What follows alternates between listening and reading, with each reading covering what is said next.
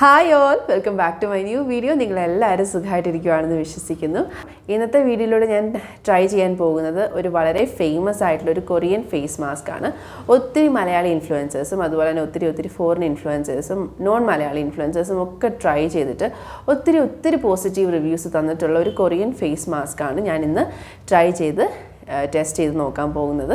എങ്ങനെയുണ്ട് ഈ ഒരു ഫേസ് മാസ്ക്, അതുപോലെ തന്നെ ഇതിൻ്റെ റിസൾട്ട് എങ്ങനെയുണ്ട്, ഇവരെല്ലാവരും പറയുന്നത് പോലെ ഇത്ര ഹൈപ്ഡ് ആക്കിയതുപോലെ അത്ര നല്ലൊരു സാധനമാണോ ഇത്, ബാക്കിയുള്ള ഫേസ് പാക്കുകളിൽ നിന്ന് എന്താണ് ഇതിനുള്ളൊരു ഡിഫറൻസ്, അങ്ങനെയുള്ള ഒരുപാട് കാര്യങ്ങൾ ഞാൻ ഇന്നത്തെ വീഡിയോയിലൂടെ നിങ്ങളുടെ അടുത്ത് ഡിസ്കസ് ചെയ്യാമെന്ന് പ്രതീക്ഷിക്കുന്നു.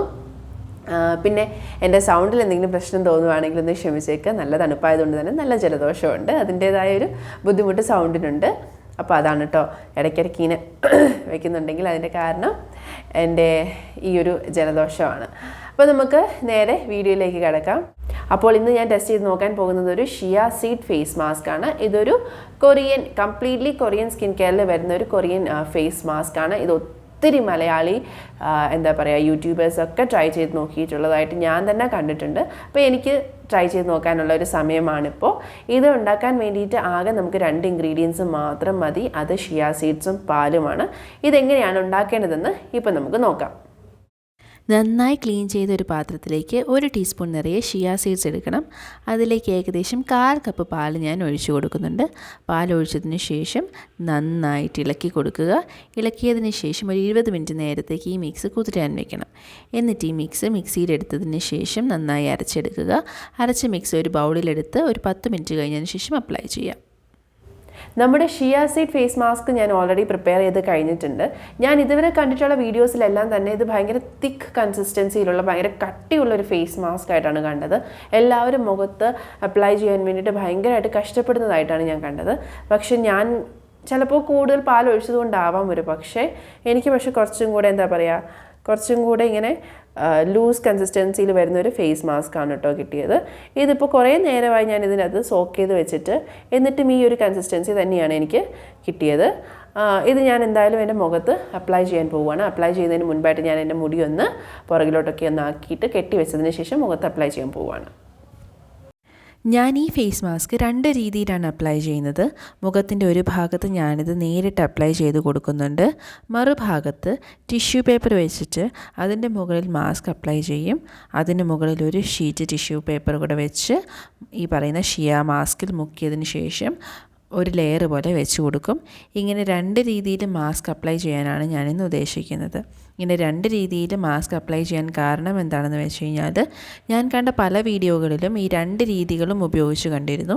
അപ്പോൾ അതിൻ്റെ വ്യത്യാസവും ഗുണങ്ങളുമൊക്കെ മനസ്സിലാക്കാൻ വേണ്ടിയിട്ടാണ് ഇങ്ങനെ ട്രൈ ചെയ്ത് നോക്കുന്നത്. മുഖത്തിൻ്റെ ഒരു വശത്ത് ഞാൻ ഈ ഷിയ സീഡ് മാസ്ക് നല്ലവണ്ണം അപ്ലൈ ചെയ്ത് കൊടുക്കുന്നുണ്ട്. നേരിട്ട് തന്നെയാണ് അപ്ലൈ ചെയ്ത് കൊടുക്കുന്നത്.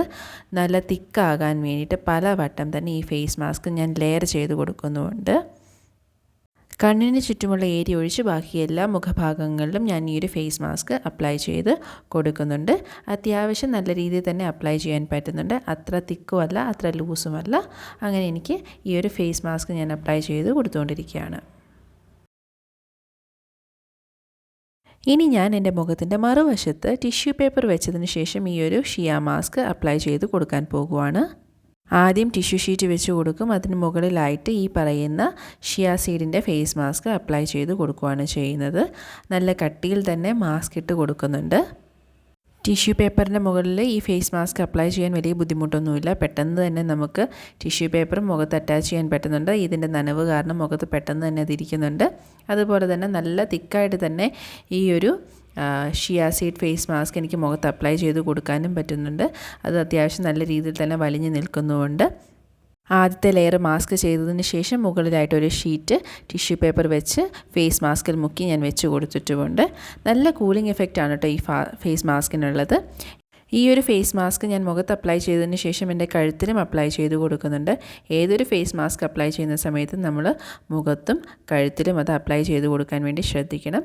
കൈകൊണ്ട് തന്നെ കഴുത്തിൽ നേരിട്ട് ഞാൻ ഈ ഒരു ഫേസ് മാസ്ക് അപ്ലൈ ചെയ്ത് കൊടുക്കുകയാണ്. ഇപ്പോൾ ഞാൻ ഈ ഫേസ് മാസ്ക് അപ്ലൈ ചെയ്ത് കഴിഞ്ഞു. ഇനി 20 മിനിറ്റ് കഴിഞ്ഞിട്ട് ഇത് റിമൂവ് ചെയ്യണം. അങ്ങനെ ഞാൻ ഈ ഫേസ് മാസ്ക് എൻ്റെ മുഖത്ത് അപ്ലൈ ചെയ്തിട്ട് ഇപ്പോൾ 20 മിനിറ്റ് ആയിട്ടുണ്ട്. ഞാൻ മെല്ലെ ഈ ഫേസ് മാസ്ക് റിമൂവ് ചെയ്യുവാണ്. ആദ്യം ടിഷ്യൂ പേപ്പറിൻ്റെ ഭാഗമാണ് റിമൂവ് ചെയ്യുന്നത്. അതിനുശേഷം ടിഷ്യൂ പേപ്പർ ഉപയോഗിച്ച് തന്നെ മറുഭാഗം ഞാൻ ക്ലീൻ ചെയ്തെടുക്കുവാണ്. അതിനുശേഷം മുഖം നല്ലതുപോലെ വെള്ളം ഉപയോഗിച്ച് കഴുകുകയും വേണം. അങ്ങനെ ഞാനിപ്പോൾ എൻ്റെ മുഖത്ത് നിന്ന് ഈ ഒരു ഷിയ സീഡ് ഫേസ് മാസ്ക് മുഴുവനായിട്ടും കഴുകി കളഞ്ഞതിന് ശേഷം വന്നിരിക്കുകയാണ്. നിങ്ങൾക്ക് തന്നെ എൻ്റെ മുഖത്ത് നോക്കിയാൽ മനസ്സിലാവുന്ന കാര്യമേ ഉള്ളൂ എന്തൊക്കെ തരത്തിലുള്ള ചേഞ്ചസാണ് എൻ്റെ മുഖത്ത് കാണാൻ സാധിക്കുന്നതെന്ന്.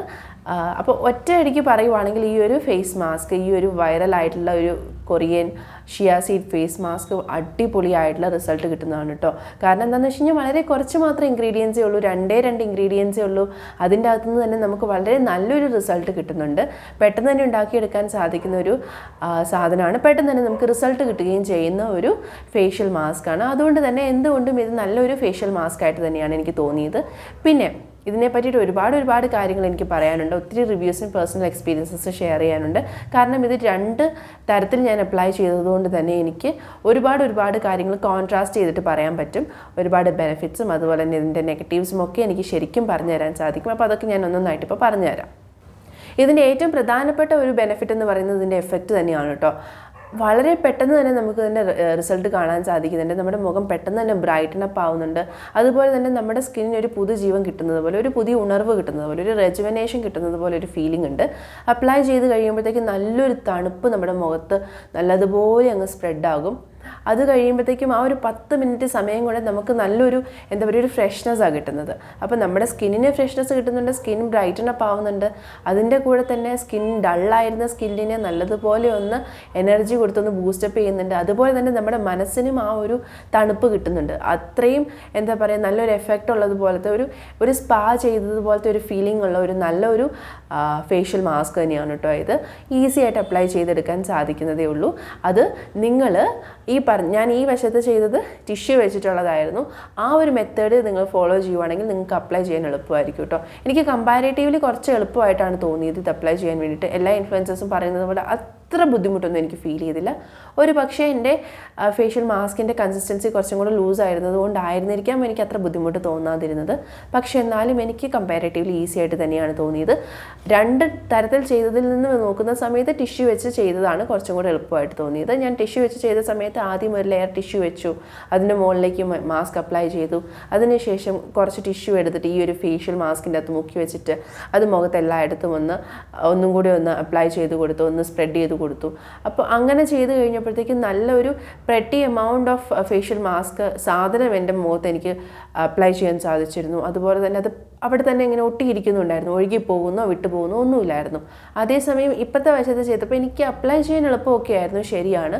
പക്ഷെ എന്നാലും ഈ ഒഴുകി പോകുന്ന ഒരു ഫീലിങ്ങും അതുപോലെ തന്നെ അവിടെ ഇവിടെയൊക്കെ ആയിട്ട് കുറച്ച് കൂടുതൽ, കുറച്ച് സ്ഥലത്ത് കുറച്ച് കുറവ്, പിന്നെ 2-3 വട്ടം അപ്ലൈ ചെയ്യേണ്ടി വന്നു ഒന്ന് തിക്കായിട്ട് കിട്ടാൻ വേണ്ടിയിട്ട്. അങ്ങനെയൊക്കെയുള്ള കുറച്ച് ബുദ്ധിമുട്ടുകൾ എനിക്ക് ഫീൽ ചെയ്തിരുന്നു കേട്ടോ. പിന്നെ ഇതിൻ്റെ വേറൊരു പ്രശ്നമായിട്ട് എനിക്ക് തോന്നിയത് ഇത് കഴുകുന്ന സമയത്താണ്. നല്ല മെസ്സിയാണ്. അപ്ലൈ ചെയ്യുന്നതിനേക്കാൾ ഭയങ്കര പ്രശ്നം കഴുകുന്ന സമയത്താണ്.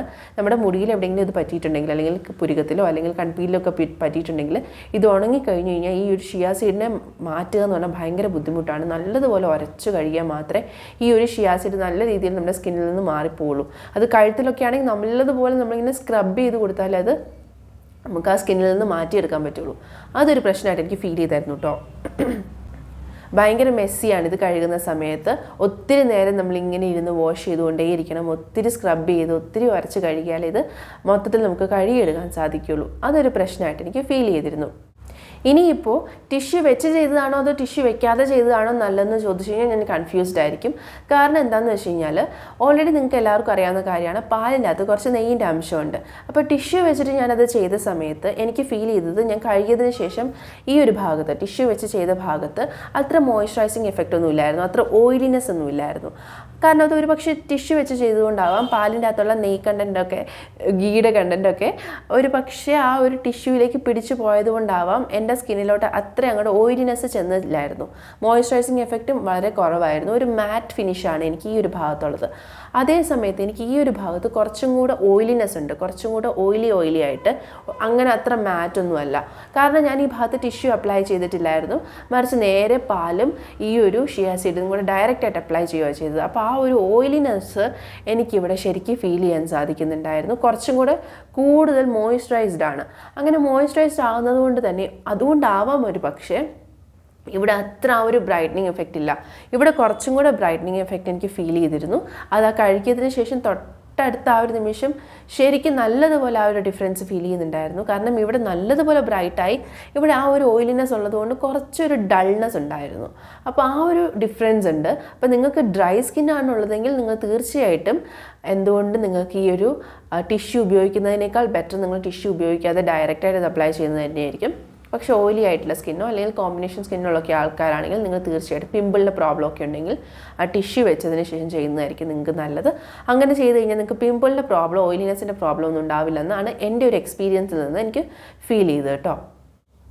പിന്നെ ഒരു ടിഷ്യൂ വെച്ച് ചെയ്യുന്നത് കൊണ്ടുള്ള വേറൊരു ഗുണം എന്താണെന്ന് പറഞ്ഞു കഴിഞ്ഞാൽ, അങ്ങനെ ചെയ്യുന്ന സമയത്ത് ഒത്തിരി ഫേഷ്യൽ മാസ്കിൻ്റെ കണ്ടൻറ്റ് നമ്മുടെ മുഖത്ത് നമുക്ക് വെക്കാൻ സാധിക്കും. നല്ല ആ ഒരു, ഞാൻ പറഞ്ഞല്ലോ നേരത്തെ പറഞ്ഞതുപോലെ, ആ കൂളിംഗ് എഫക്റ്റ് എനിക്ക് കൂടുതലുണ്ടായിരുന്നത് ടിഷ്യൂ വെച്ച ഭാഗത്തായിരുന്നു. കൂടുതൽ കണ്ടൻറ്റ് അവിടെയായിരുന്നു ഉണ്ടായിരുന്നത് മറ്റേ ഭാഗത്ത് കമ്പയർ ചെയ്ത് നോക്കുന്ന സമയത്ത്.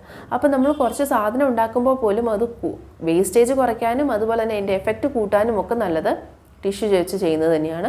അത് കുറച്ചധികം നേരം നമ്മുടെ മുഖത്തിരുന്നാലും അത്ര ഡ്രൈ ഒന്നും ആവുകയില്ല. അപ്പോൾ എന്തുകൊണ്ടും അത് തന്നെയാണ് കൂടുതൽ ബെനിഫിറ്റ്സ് നമുക്ക് കിട്ടാൻ നല്ലതെന്ന് എനിക്ക് തോന്നുന്നു ടിഷ്യൂ വെച്ച് ചെയ്യുന്നത്. കാരണം മറ്റേ ഭാഗത്തു നിന്ന് ചെയ്യുന്ന സമയത്ത് പെട്ടെന്ന് ഡ്രൈ ആവുകയും ചെയ്യുന്നുണ്ടായിരുന്നു. അതുപോലെ തന്നെ എന്താ പറയുക, ഒത്തിരി കണ്ടൻറ്റ് ഒന്നും നമുക്ക് മുഖത്ത് വയ്ക്കാനും സാധിക്കുന്നില്ല. അപ്പോൾ കുറേയധികം പ്രൊഡക്റ്റ് വേസ്റ്റായി പോകുന്നതിൻ്റെ ഒരു സാധ്യതയുണ്ട്. അപ്പോൾ അങ്ങനെയൊക്കെ നോക്കുന്ന സമയത്ത് ടിഷ്യൂ വെച്ച് ചെയ്യുന്നത് തന്നെയായിരിക്കും നല്ലതെന്നാണ് എനിക്ക് തോന്നിയത്. ടിഷ്യൂ മാത്രമല്ല, നിങ്ങൾക്ക് വേണമെങ്കിൽ നിങ്ങൾക്ക് ആമസോണിലൊക്കെ പിന്നെ ഷീറ്റ് മാസ്കിൻ്റെ ജസ്റ്റ് പ്ലെയിൻ ആയിട്ടുള്ള ഷീറ്റ്സ് കിട്ടും. അത് പർച്ചേസ് ചെയ്തതിന് ശേഷം അത് വെച്ചിട്ട് അതിൻ്റെ മുകളിലോട്ട് ഇത് അപ്ലൈ ചെയ്ത് കൊടുത്താലും നല്ലത് തന്നെയാണ്, നിങ്ങൾക്ക് ചെയ്യാവുന്നതേ ഉള്ളൂ കേട്ടോ. അപ്പോൾ ഈ ഒരു ഫേഷ്യൽ മാസ്ക് ട്രൈ ചെയ്ത് നോക്കിയതിന് ശേഷം എനിക്ക് ഫീൽ ചെയ്തത് ഇത് വൈറലാവാൻ കാരണം അതിൻ്റെ എഫക്റ്റ് തന്നെയാണ്. വളരെ നല്ലൊരു ഫേഷ്യൽ മാസ്ക് ആണ് കേട്ടോ, എനിക്ക് ഇഷ്ടപ്പെട്ടു. ഇനി ഞാനിത് എന്തായാലും ഒരു 7-8 തവണയൊക്കെ യൂസ് ചെയ്തതിന് ശേഷം എൻ്റെ അപ്ഡേറ്റ് എന്താണെന്ന് ഞാൻ തീർച്ചയായിട്ടും നിങ്ങൾക്ക് എപ്പോൾ പറഞ്ഞുതരാമെന്നറിയാമോ, അതിൻ്റെ ഇൻസ്റ്റാഗ്രാം സ്റ്റോറീസിലൂടെ ഞാൻ നിങ്ങളെ അറിയിക്കുന്നതായിരിക്കും. പിന്നെ ഞാൻ ഈ ഒരു ഷിയാ സീഡ് പർച്ചേസ് ചെയ്തത് ഈ ഒരു ബ്രാൻഡിൽ നിന്നാണ് കേട്ടോ. ഇത് വിഹാഡോ എന്ന് പറയുന്ന ഒരു ബ്രാൻഡിൻ്റെ ഷിയാ സീഡ്സ് ആണ്. ഇവരുടെ ഈ ബ്രാൻഡിന് ഇത് ആക്ച്വലി ഒരു ഇൻസ്റ്റാഗ്രാം സ്റ്റോറാണ്. ഇവരുടെ വെബ്സൈറ്റും അവൈലബിൾ ആയിട്ടുണ്ട്.